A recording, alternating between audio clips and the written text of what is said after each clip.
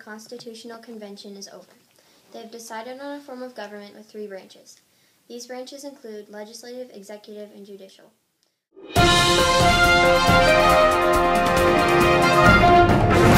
While there may be 3 branches, not one is more powerful than the other. They will be able to check on each other and make sure the balance of power is equal. The hope is that these branches will bring success to governing our new nation.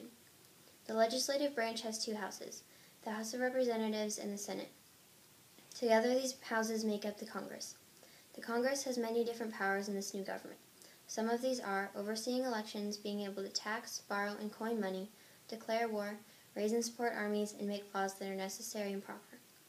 What the Congress cannot do, though, is suspend habeas corpus or take money from the Treasury. While these 2 houses come together in Congress, they're actually very different. They have different powers, different leaders, different ways of selecting members, and also the number of members is different. The House of Representatives can start all bills concerning money, impeach civil officers, and select a president if one candidate doesn't receive the majority vote. These powers are very important to our government.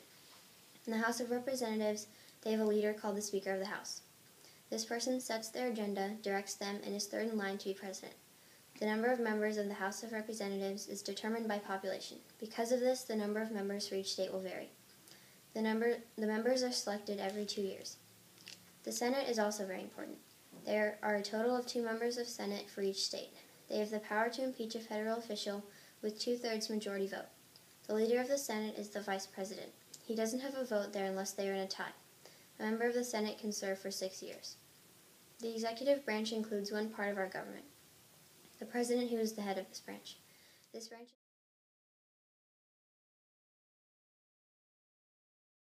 is mainly responsible for enforcing the laws.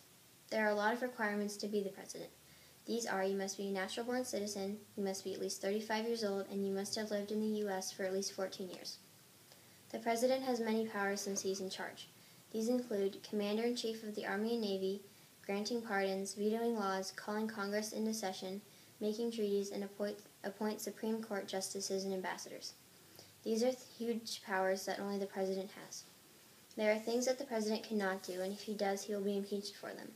These are treason, bribery, and other high crimes and misdemeanors. The President is elected by the Electoral College. The number of these members per state is determined by the number of senators plus the number of House of Representative members. The third and final branch of government is the judicial branch. This branch's main job is to interpret the law and determine its constitutionality. This branch includes the Supreme Court, which is the highest court in the country. The members of this branch are selected by the President and approved by the Senate. The court justices are in office for life or until they decide to retire. These Supreme Court justices can only be removed by impeachment. There aren't any official qualifications to being a court justice. There are, however, unofficial qualifications like being politically active, being a lawyer, or being a lower court judge. The justice's job is to preserve and protect the rights of the Constitution. The cases that the judicial branch takes are ones concerning national laws.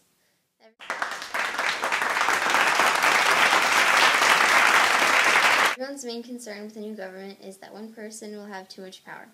With the system that the government has provided, there is an advantage that prevents a branch from having too much power. This is called checks and balances. This is something that helps prevent the abuse of power and allows each branch of government to check up on each other and make sure that the power is balanced. However, there might be a disadvantage to this government. Since there are 3 different branches, they might not always agree. They might each have a different view and opinion about laws or other issues. Thanks to the Constitution, we now have a new form of government. The important thing is that we will not have a monarchy, and the government is centered on the people. The people are so important in this new government that it cannot exist without us. This is something called popular sovereignty, which is intended to please the people and prevent abuse of power. The goal with this new government is that the people will have the main voice, and this will not turn out like the monarchy we came from. Set out to do.